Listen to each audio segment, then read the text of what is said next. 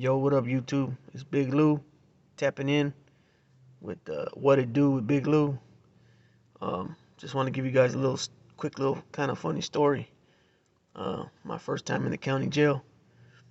So I pick up this bogus, it's the summertime. I pick up this bogus, I don't even remember actually what I was charged with, but the guy at the store called the cops and said I pulled a knife on him. Inside the store, mind you, and there's cameras everywhere. Okay, so I stand there outside knowing that he called the cops on me for some bogus shit. I stay there and wait for the sheriffs to get there. Sheriff's department get there, they got guns pulled on me. What the fuck, man? I got to get down on my knees and all this old bullshit. So they cuffed me up, put me in the car. I mean, they're inside literally for like, literally at least an hour watching the film. Excuse me, which they can clearly see I didn't pull no knife, so I don't know what I went to jail for. Anyways, this is about 5 6 p.m. at the time. So from there, I go to the sheriff's department, get booked in there, and fingerprinted and all that, and then they ask me questions. I don't got really nothing to say because nothing happened. I mean, yeah, we had a little words, but I didn't pull no knife or nothing. So, anyways, from there they take me to the county jail, which is in the same building, and I get in there. It's now by this time it's nighttime, so I want to say I probably got in there about 8, not about 9 o'clock, quarter to 9, 9:30, something like that. And and the way it goes is the whatever the arresting agency, whatever city or town, or if it's the sheriff's department, they bring you in, um, and then you wait. And depending on how many people are there, you wait in line.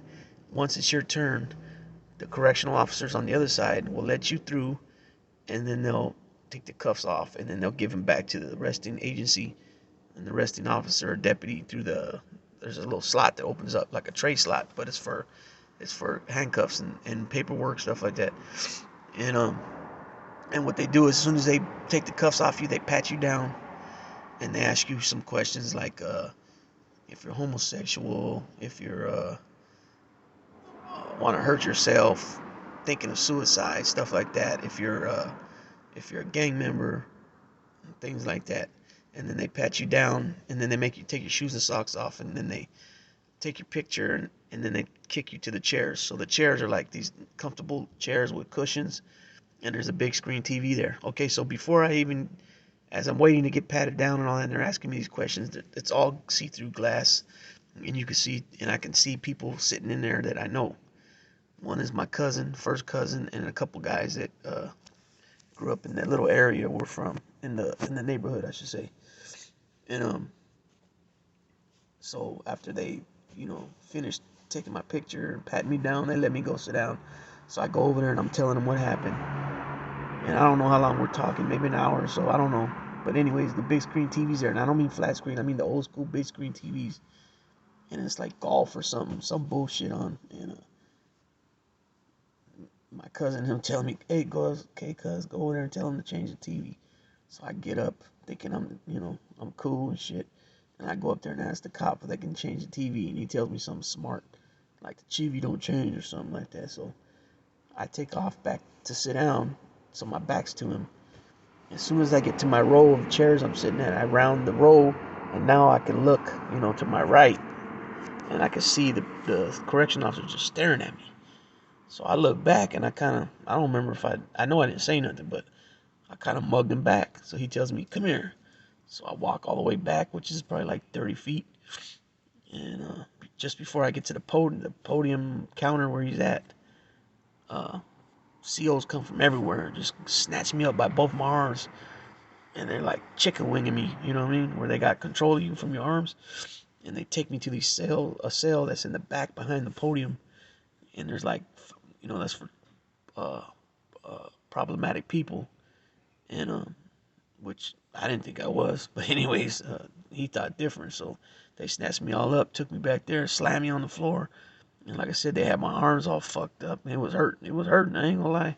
I felt like they was gonna break it, and there was a OG CO, and I think he was a deputy at one time because at that county jail, there used to be deputy sheriffs that man that worked the county jails.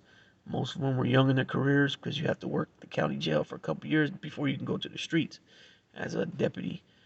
But what happened was they end up outgoing correctional officers at that facility, and I guess it was cheaper. And the one, I believe he used to be a sheriff, deputy at one time, and now he was a correctional. A lot of them switched over, and he had the 2 stripes on his sleeve, which would, some places people would call that a corporal. Other places it's a training officer, but here it means training officer. And the one dude that had one of my arms, I think he had my left arm. His name's Norris. He always is an asshole, petty ass dude. Johnson told him, "Hey, let up on his arm, because I guess he can tell from where his view that he was damn near close to breaking my shit." And they yell at me, "Don't get up until we get up and get out of the cell and shut it." And the funny part was I couldn't get up any damn way. Both my arms were fucked up. I swear for about 4 or 5 hours I couldn't even use them. Like I couldn't flush the toilet or anything.